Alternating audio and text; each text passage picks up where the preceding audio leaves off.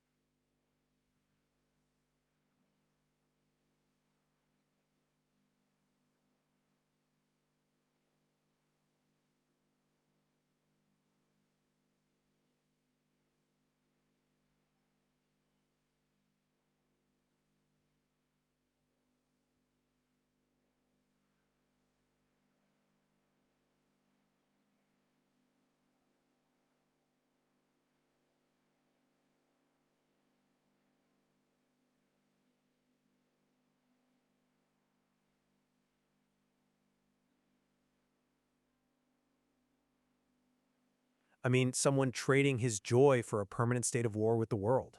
Well, to me, this was the ultimate strategic masterpiece. Jackson took the absolute worst personal crisis of his life, the devastating 1993 allegations that really just shattered his global image, and he turned the recording studio into an impenetrable fortress. a fortress, sure, but He didn't just survive it, He rightfully reclaimed his throne through a staggering display of conceptual and sonic dominance. See, you call it a strategic masterpiece, but I think that framework completely ignores the underlying psychology of what we're actually witnessing here. How so? Well, I argue that while the spectacle is entirely undeniable, obviously, the History Project really exposes a profound, unchecked paranoia. When you strip away the $30 million marketing budgets and the aggressive beats, you are left with a man who had become, frankly, completely detached from reality. Detached from reality? I think that's a massive overstatement. I don't think it is. Building military monuments to yourself isn't strength. It is the ultimate proof of an ego run wildly out of control. This era wasn't a heroic counterattack. It was logistical madness fueled by this desperate vulnerability, driven by an artist who had become so insulated by his own fame that his only remaining defense mechanism was pure, unadulterated megalomania.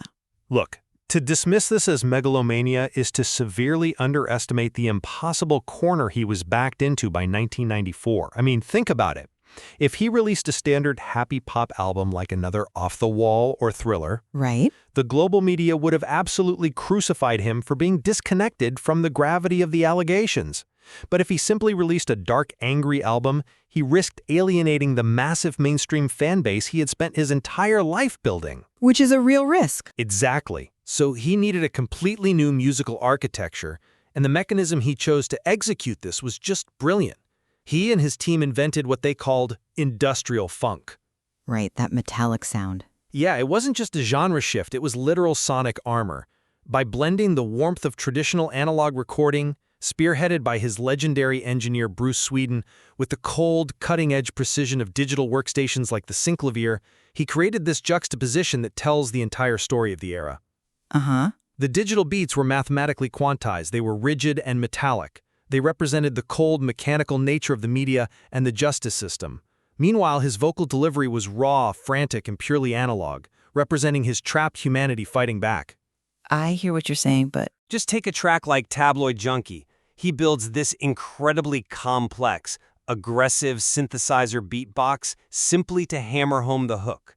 Just because you read it in a magazine or see it on a TV screen, don't make it factual. He aggressively dismantled their credibility, and he used rhythm as his primary weapon. okay. The mechanism of industrial funk is fascinating, yes? But your argument really falls apart when we look at how that music was actually delivered to the consumer. What do you mean? If that new sound was so revolutionary and his message was so unshakable, he wouldn't have hidden behind what I consider the double album paradox. Oh, calling it a paradox is entirely missing the strategy. Now think about the physical product fans actually purchased in 1995. You didn't just buy an album of new, angry material. Disc 1, titled History Begins, was a compilation of 15 of his greatest past hits. Billie Jean, Beat It, Rock With You. Which the fans loved. Sure, but it was a commercial shield. He fundamentally did not trust that his new, abrasive industrial funk could sell on its own merit or sustain his status as a king of pop. So he took his past glory hostage. Hostage? Wow. Yeah, hostage. He forced the public to buy the glittering, beloved 1980s pop superstar to make them swallow the dark, raging 15 tracks of Disc 2. I mean, fulfilling a massive 1991 Sony contract with a greatest hits compilation makes perfect corporate sense. But artistically, it completely undercuts the idea that this was an era of fearless, independent strength. He leveraged his past to force people to listen to his present pain. You characterize it as a hostage tactic, which, it fundamentally misunderstands the turbulence of the 1995 cultural landscape. Disc 1 wasn't a shield, it was an anchor in a storm. An anchor? Yes, the 1993 allegations had severely destabilized the public's perception of who he was. Before he could introduce the rage and that metallic aggression of Disc 2, he had to ground the listener. Disc 1 served as a psychological reset. It was a way of saying, before you judge the man I am today, remember the joy I've given you for the last 2 decades. That's a very generous interpretation. It's the strategic reality. But more importantly, the double album format was the linchpin in an absolutely ruthless, brilliant business strategy.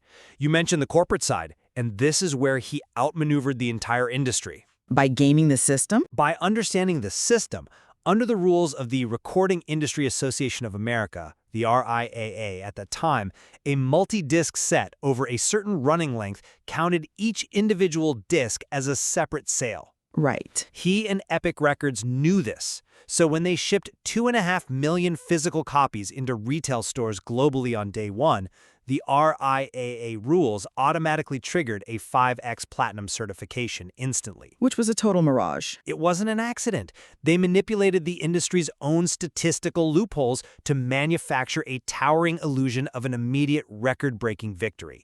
He generated headlines declaring the album a monumental triumph before a single fan had even pressed play on disc 2. He weaponized the system against itself. But a towering illusion is exactly my point. It is still an illusion. You're praising the manipulation of shipping logistics as if it's some grand artistic triumph, but it only highlights the sheer desperation to maintain dominance at any cost. It's playing the game to win. And that desperation bled directly into the physical marketing. Let's go back to the $30 million campaign in those statues.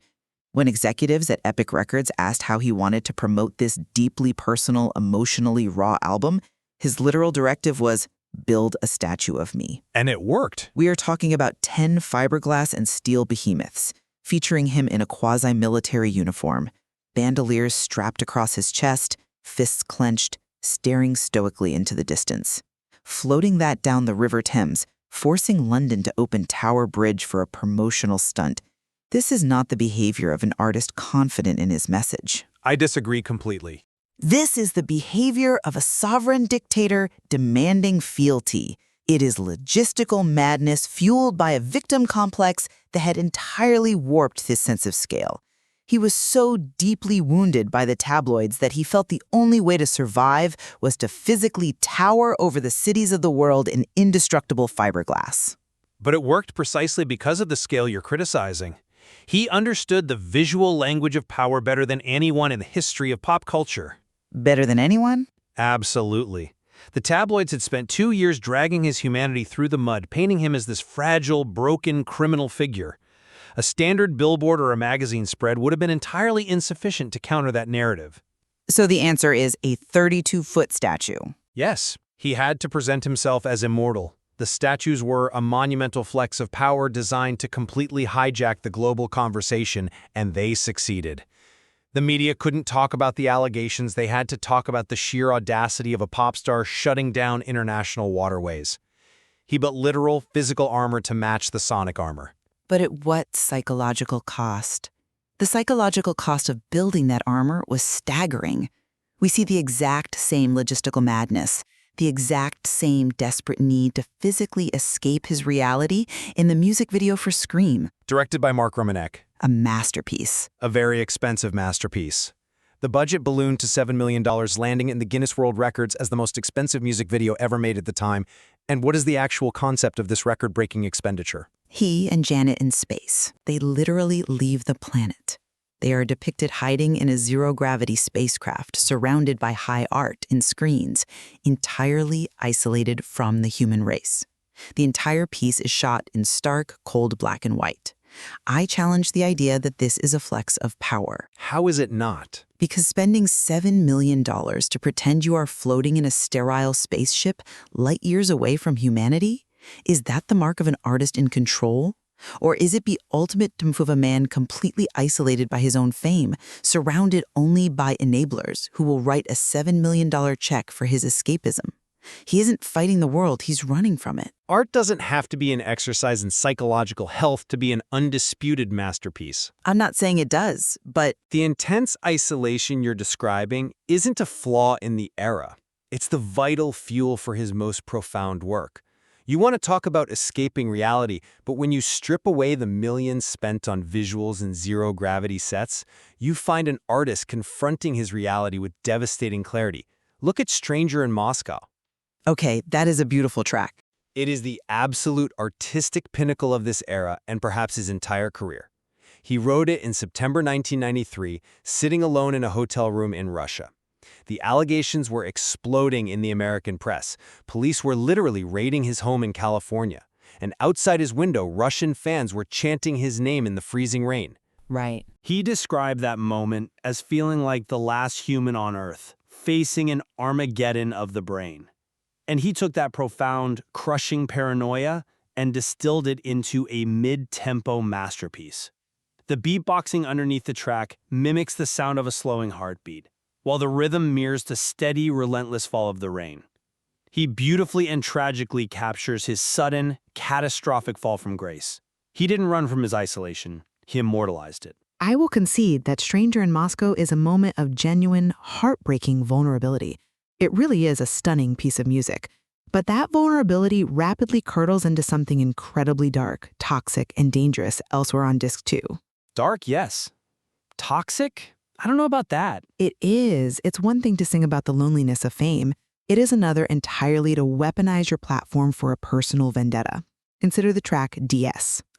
This isn't a beautiful exploration of sorrow. This is a direct, ferocious, thinly veiled attack on Tom Sneddon, the district attorney who led the 1993 criminal investigation against him. He enlists Slash to play this grinding, aggressive hard rock guitar solo, while he essentially snarls his lyrics, accusing the prosecutor of being aligned with the CAA and the KKK. He was angry. He publicly attempts to destroy the man's character, and the most chilling detail, the song literally ends with the sound of a gunshot. That is crossing a profound ethical line. That is a man using his unparalleled global reach to wage a hyper-personal vindictive war against an officer of the court. See, that explanation entirely misses the psychological reality and the systemic context of what he was subjected to. DS isn't just a petty vendetta. It operates as a musical subpoena. A musical subpoena? Yes, he felt entirely deprived of a fair public trial. He was subjected to a media circus and what he firmly believed was a targeted, corrupt witch hunt by a justice system eager to bag the most famous man on the planet. Because he was denied justice in the real world, he used the only courtroom he had left, the recording studio, to put his accusers on trial. By simulating a gunshot? By pressing that track onto millions of CDs, he created a permanent public record. He forced the listener to act as the jury. You're right, he used hard rock and aggression. But when you are fighting for your absolute survival and your legacy, you don't sing a lullaby. You use every piece of heavy artillery at your disposal. But relying on heavy artillery blinded him to the collateral damage of his own rage. When your anger is that unchecked, you lose the strategic high ground you're claiming he held. What collateral damage? Look at the controversy surrounding "They Don't Care About Us." It was intended to be this grand, sweeping geopolitical statement against systemic prejudice and police brutality. Which it was. Yet, in his fury to condemn bigotry, he included lyrics that utilized highly offensive anti-Semitic slurs. He genuinely claimed he was using those specific words to expose the ugliness of prejudice, to shock the listener into understanding the pain of being labeled. He was trying to take the power out of the words. But the resulting controversy was so intense and the backlash so severe that he was forced to issue a public apology, pull the album from production, and physically re-record the vocals with the offending words obscured by sound effects. When an artist is so consumed by their own victimization that they end up clumsily deploying the very weapons of hatred they claim to be fighting, the strategy has failed. The rage had compromised his judgment. You can't analyze "They Don't Care About Us" purely through the lens of that lyrical controversy without acknowledging the immense, tangible cultural triumph of how that song was executed in the real world. Okay, let's talk about the real-world execution. This wasn't an artist sitting in an ivory tower complaining about his wealth. He hired Spike Lee, a deeply political, subversive filmmaker, and together they bypassed traditional Hollywood soundstages entirely. They traveled to the Santa Marta favela in Rio de Janeiro. Right. He brought in 200 members of the Afro-Brazilian drum group Olodum, whose massive, syncopated samba reggae beat literally drives the heartbeat of that protest anthem. You have the biggest star on the planet dancing in the narrow, impoverished alleys wearing an Olodum shirt, screaming, "Tell me what has become of my rights." Visually, it's powerful. I agree. And the long-term impact was undeniable. The global media attention was so intense that it embarrassed the Brazilian government into finally investing in the favela. It became one of the first communities to receive upgraded infrastructure and sanitation under a new state program. He weaponized his untouchable fame to drive real physical change for a marginalized community that the world had entirely ignored. Untouchable is exactly the right word, though. But the logistics of how that video was filmed prove my exact point about his detachment from reality. The story of the Santa Marta shoot is actually terrifying. Because of the security risks. Because when Spike Lee and Jackson announced their intention to film in the favelas, the state government and the military police flat out refused to provide security. The authorities were furious. They did not want the severe poverty of Rio broadcast to an audience of billions. So what did his massive production machine do? They found another way. They completely bypassed the sovereign state of Brazil. They went directly to Marcinho VP, the heavily armed drug cartel lord who controlled Santa Marta, and negotiated with him for protection. And it worked? The cartel lord, who was reportedly a massive fan, by the way, guaranteed their safety, noting that with Michael Jackson present, it would be the safest place in the country. This demands a critical question. Does a righteous geopolitical message justify guerrilla-style negotiations with violent drug cartels? Sometimes, yes. To me, this is the ultimate proof that he had moved entirely outside the bounds of normal human society. He wasn't just protesting the system, he had become a sovereign entity himself. He was operating under his own laws, conducting his own foreign policy, and living in a permanent state of war where standard rules simply did not apply to him. I completely understand the friction of those logistics. But historically, when the state is the oppressor, when authorities actively refuse to protect you or acknowledge the humanity of a marginalized group, artists and activists have routinely had to bypass the state to get the truth out. But dealing with cartels... Yes, sending advanced teams to negotiate with a cartel is an extreme measure, but it perfectly encapsulates the duality of the history era. He used his unprecedented, perhaps even unnatural level of fame to force a camera into a place the authorities wanted kept in the dark. It's a massive contradiction. And the contradictions you've highlighted are exactly what make HIS Tory his most fascinating complex work. You argue he traded his joy for armor, but I maintain that the armor was the only way he could survive to keep creating. I hear that. He designed a towering musical architecture that managed to satisfy a billion-dollar corporate entity with a greatest hits package, while simultaneously delivering an abrasive, avant-garde critique of media corruption and capitalism.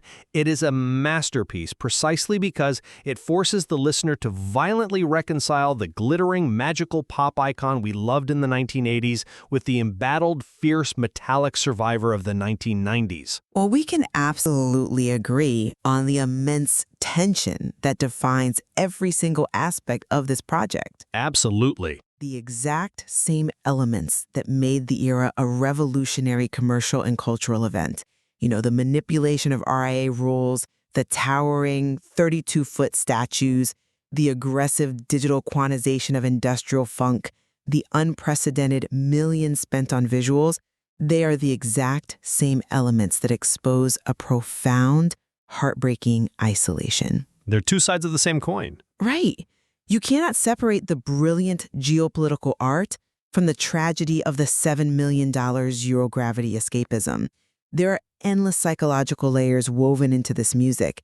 It challenges the listener to look past the calculated spectacle of the beats and truly examine the catastrophic personal cost of maintaining that level of global fame. It seems we have arrived at a place where the strategic brilliance and the deep underlying tragedy of the era are permanently intertwined. We won't declare a definitive winner in this analysis today. We will leave it up to you, the listener, to explore the intricacies of Disc 2 and decide for yourself whether turning the recording studio into a high-stakes global battlefield was a necessary, genius triumph of a resilient artist, or the tragic, unending war of an isolated man.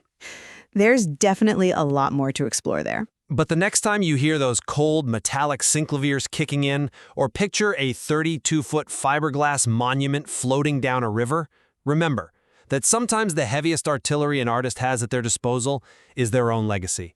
Thanks for joining us on The Debate.